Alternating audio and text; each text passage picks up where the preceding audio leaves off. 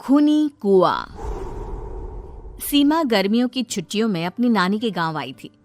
सीमा नानी के घर पहुंचने के बाद अपनी नानी के पैर छूती है और उनसे आशीर्वाद लेती है। तभी उसकी नानी उससे कहती है, इतनी बड़ी हो गई मेरी सीमा, चल जल्दी से हाथ मुंह धो ले, मैं तेरे लिए खाना लगा देती हूँ। भूख लगी होगी ना? हाँ नानी, भूख तो लग रही है मुझे, आपके हाथ के बने हुए पीले दाल और चावल खाने की। कितना टाइम हो गया है मुझे आपके हाथ का बना हुआ दाल चावल खाए हुए। तू तो नौकरी में व्यस्त थी, तो तुझे कहाँ से टाइम मिलेगा अपनी नानी के लिए? और जब इतने टाइम बाद आई है तो ज्यादा टाइम के लिए रुक कर जाएगी तू। हाँ नानी, इस बार पूरे 2 महीने के लिए आई हूँ। सीमा की नानी अंदर जाकर उसके लिए खाना बनाने लगती है। सीमा कमरे में अकेली होती है, तभी उसे किसी औरत के रोने की आवाज सुनाई देती है। वो कभी खिड़की से बाहर झांकती है तो कभी दरवाजे से बाहर झांकती है। उसे समझ में नहीं आ रहा होता है कि आखिर रो कौन रहा है। तभी नानी खाना लेकर आ जाती है। वो अपनी नानी से कहती है, नानी, कोई औरत रो रही है क्या? मैं जब से यहाँ आई हूँ तब से मुझे यहाँ किसी औरत की रोने की आवाज आ रही है। हे भगवान, कहीं ये वही तो नहीं? बोलो ना नानी। अरे कोई नहीं रो रहा, ये तेरे मन का वहम है। और तू ना अब खाना खा ले, ज्यादा यहाँ वहाँ की बातों में ध्यान मत दिया कर। जल्दी से खाना खा और फिर मेरे साथ आ जा मेरे कमरे में, दोनों बैठकर खूब सारी बातें करेंगे। ऐसे ही अगले दिन सीमा अपनी नानी के साथ गांव के बाजार जा रही होती है। उसी रास्ते में फिर से किसी औरत के रोने की आवाज आती है। वो अपनी नानी से कहती है, अरे नानी, क्या सच में तुम्हें अभी भी किसी औरत की रोने की आवाज नहीं सुनाई दे रही?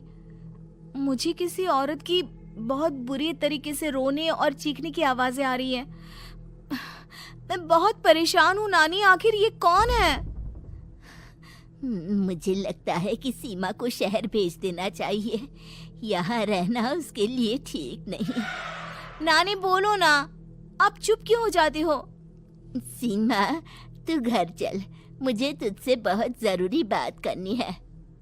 नानी सीमा को घर ले आती है और सीमा से कहती है, सीमा, कल सुबह तू शहर वापस चली जाएगी। अरे अचानक? आखिर क्या बात है नानी, आप मुझे ऐसे जाने को क्यों कह रही हो? मैं बस जो कह रही हूँ उस पर ध्यान दे। तू कल सुबह यहाँ से चली जाएगी, और ये बात मैं कोई मजाक में नहीं बोल रही। तू कल जाएगी तो मतलब जाएगी। अरे नानी, चली जाऊंगी मैं, ठीक है, पर आखिर बात क्या है ये तो बता दो। मम्मी से कोई बात हुई है या फिर मुझसे कोई गलती हुई है जो तुम मुझे अचानक से जाने के लिए बोल रही हो? देख सीमा, रात बहुत हो चुकी है और मुझे इस बारे में कोई बात नहीं करनी। चल, अब चल के मेरे साथ सो जा। सुबह की बस पकड़कर तुझे शहर भी तो जाना है। सीमा को अपनी नानी का ऐसा व्यवहार देखकर बहुत ही अजीब लगता है। उसे कुछ समझ में नहीं आ रहा होता है कि आखिर उसकी नानी उसे अचानक से गांव छोड़कर जाने के लिए क्यों कह रही है। ये सारी बातें सोचते सोचते सीमा की आंख लग जाती है और वो अपनी नानी के साथ सो जाती है। ऐसे ही आधी रात को सीमा को फिर से किसी औरत की रोने की आवाज सुनाई देती है।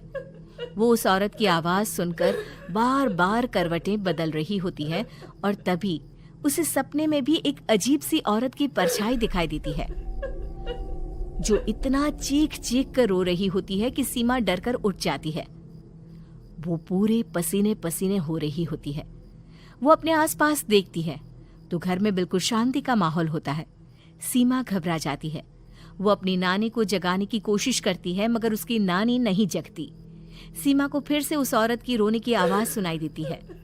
आखिरकार सीमा अपने आप को रोक नहीं पाती और वो घर का दरवाजा खोलकर बाहर निकलती है।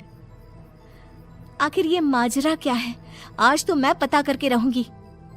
अब आवाज का पीछा करते हुए सीमा आधी रात को गांव के चौपाल के पास बने कुएं के पास पहुंच जाती है, जहां कुएं की चारों ओर बेड़ियां लगी होती हैं उन बेड़ियों में लगे हुए ताले के साथ एक लाल रंग का कपड़ा और माता रानी का कलावा बंधा होता है।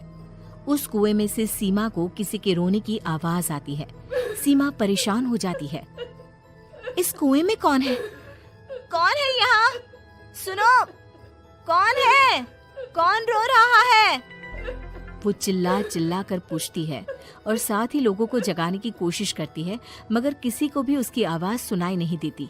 अब सीमा खुद उस कुएं के पास की बेड़ियों और तालों को खोलने की कोशिश करती है और किसी तरह कुछ देर की मशक्कत के बाद सीमा उसको खोल भी देती है।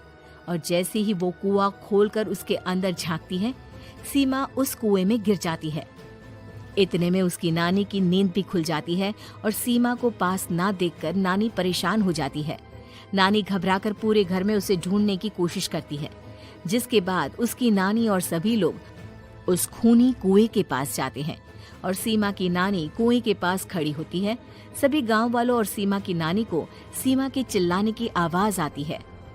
बचाओ, कोई मुझे बचाओ। मेरी बच्ची, हम आ गए, हम तुझे बचा लेंगे। नानी, मुझे यहाँ बहुत डर लग रहा है। यहाँ इंसान की कटी हुई मुंडिया, हाथ, पैर और कंकाल है और खून भी है।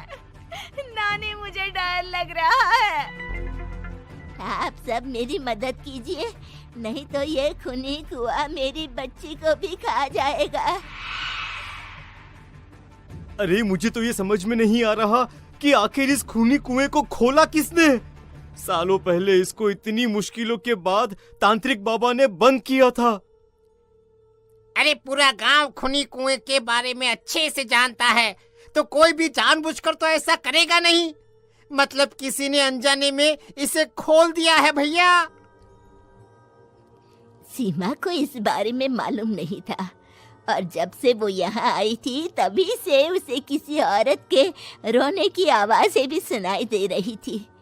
कहीं सीमा ने ही तो उसे नहीं खोला। अगर ऐसा है तो फिर सीमा का बचना बहुत मुश्किल है। वहीं कुएं के अंदर सीमा रोते हुए बैठी होती है कि उसे आवाज सुनाई देती है जो कुएं के बाहर खड़े गांव वालों में से किसी को सुनाई नहीं देता। आज सालों के बाद मुझे ताजा खून मिलेगा। तेरा खून पीकर आज मैं अपनी प्यास बुझाऊंगा।